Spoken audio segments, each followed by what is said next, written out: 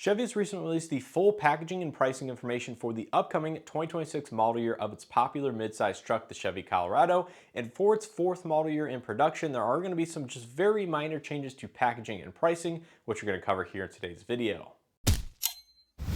So as usual, I want to start with the deletions, new features, and changes to packaging across the entire trim lineup for the Chevy Colorado. Then we'll dive right into the pricing information across every single trim compared to that of 2025. If you're curious about production and availability of the 2026 Colorado, I believe production actually started this first full week of July 2025. So these trucks should start to become available here over the next 4 to 6 weeks or so, or whenever Chevy decides to release these trucks to dealerships. So starting out with the deletions across the lineup, you're going to have one exterior color that is going away, and that is the Harvest Bronze Metallic.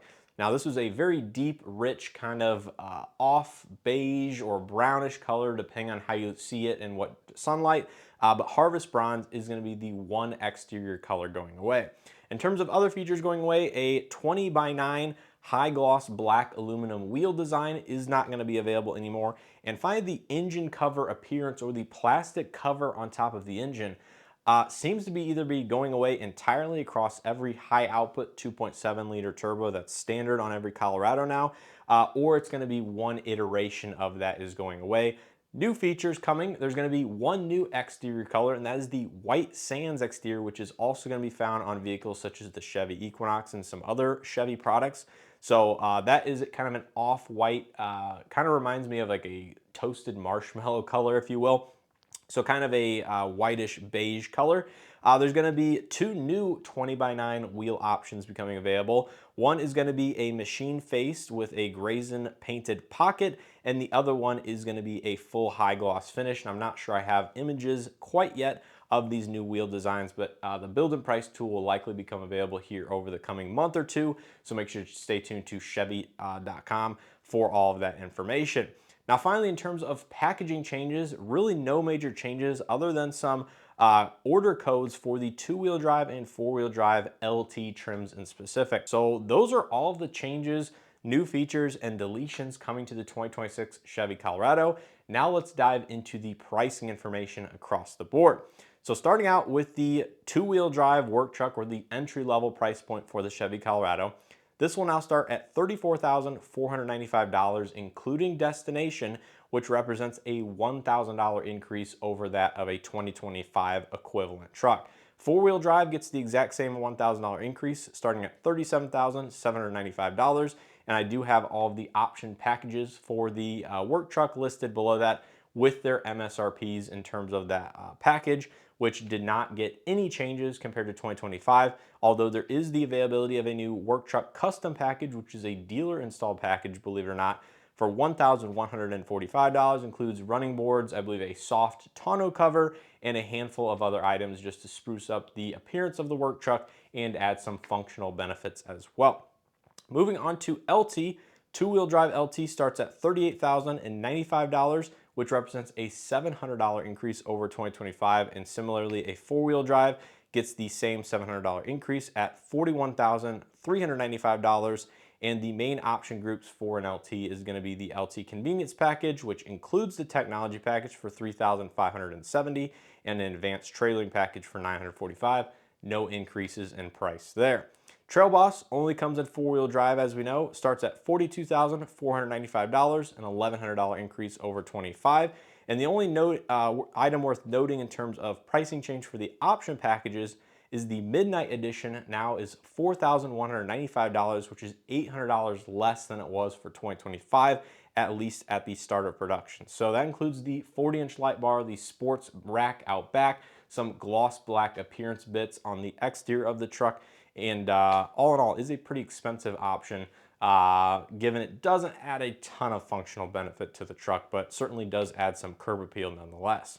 Moving on to Z71, once again, four-wheel drive only trim level, comes in at $45,395, which is an $1,100 increase.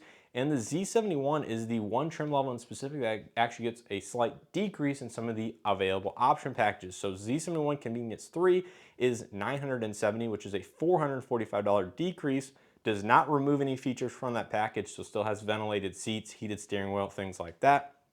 Technology package is the same price, and the Midnight Edition is $55 less at $4,245. Finally, moving on to four-wheel drive ZR2, which is the most capable version of the truck. It'll come in at $52,595, which is a $1,400 increase in terms of MSRP. And no real major changes in terms of pricing for the option package, just the Midnight Edition gets a slight revision of $100. And the Bison version or option package is still an $11,700 upcharge over the standard ZR2 with about a $1,500 package discount that they will show a credit on the window sticker for. So as you can see, really not a ton of change in terms of pricing and option availability and everything like that from 2025. And in fact, depending on which build you're comparing to 2025, the truck might actually be only just a couple $100 more expensive, say a Z71 with Convenience Package 3. Given the package went down, but the starting MSRP of the truck went up, kind of offsets a little bit of one another and brings down the overall total increase. But nonetheless, if you're looking at a Colorado, it's going to be anywhere from $700 up to about $1,500 more expensive than it was for a 2025 equivalent truck. Basically, that's going to do it here for all of the changes coming to the 2026 Chevy Colorado midsize truck here on the channel. As you can see, these changes were fairly minimal. The big amount of changes occurred for 2025. So if you're interested in what changed from 2024 into 2025, make sure to check out that video. I will have up in a card in the corner so you guys can see exactly what changed there in terms of large pricing changes, large packaging changes, and even some slight revisions to feature availability and things like that across the board. But overall, the Colorado and Canyon do have a lot of positive compared to some of the current competition in the midsize truck segment. If you guys have been subscribed or follow along here on the channel, you'll know I've had the Ranger, I've had several Tacomas, I've even had a Frontier that I've been able to spend some time with on the channel, and I really do like a lot of the GM attributes of the Colorado and even the Canyon.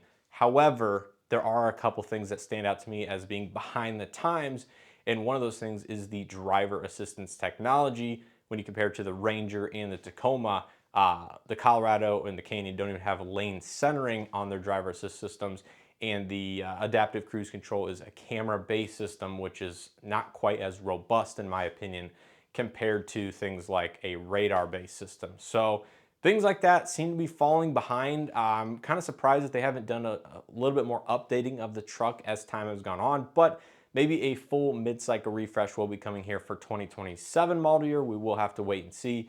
A facelift, new features being introduced, things like that are not out of the question and did occur, like I said, for the previous generation Chevy Colorado and GMC Canyon. So if you guys enjoyed this video and or found something helpful, make sure to hit that like button below, subscribe if you haven't already, check out some of those videos that I do have either comparing the Canyon to other midsize trucks or just the Chevy Colorado and GMC Canyon by themselves.